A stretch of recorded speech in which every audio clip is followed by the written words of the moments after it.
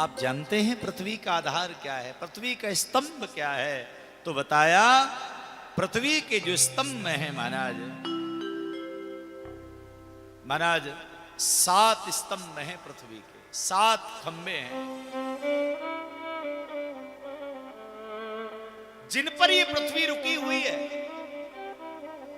7 खंबे में से जिस दिन एक भी खंबा कमजोर हो गया संपूर्ण भाव से, उसी दिन पृथ्वी रसातल में डूब जाएगी। 7 खंबे कौन से हैं, स्तंभ कौन से हैं? तो शास्त्र कहते हैं गोभी विप्रस्य सती भी सत्यवाद भी अलुप्तिर्दानशीलस्य सप्तभी धार्यते मयि। जब तक गाय माता विराजमान है तब तक पृथ्वी रुकी है।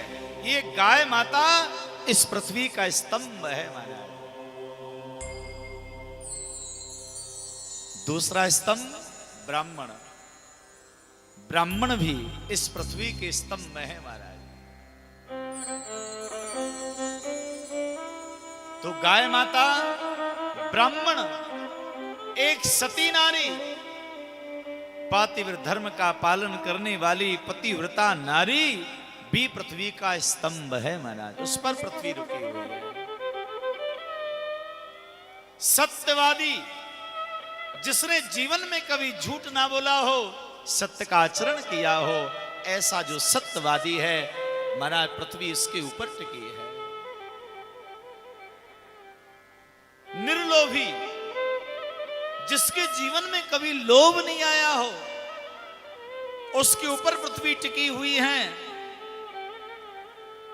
दानशील जो है, जो दानवीर है, धर्म की रक्षा के लिए दान में जो तत्पर रहता है, भैया पृथ्वी उसके ऊपर टिकी हुई है।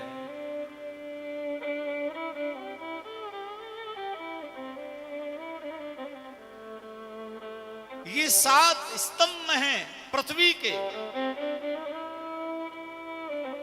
और यहां पर महाराज वर्णन किया है कि कलिकाल में जब ये 7 स्तंभ कमजोर होने लगेंगे तब जाकर के पृथ्वी रसातल में डूब जाएगी।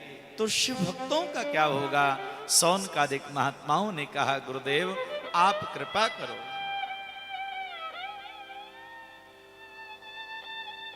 और कृपा करके महाराज जनमानस के कल्याण के लिए, जनमानस के उद्धार के लिए आप कोई मंगलमयी ऐसी कथा सुनाओ महाराज, जिस कथा के श्रवण से जीव मात्र का कल्याण हो जाए।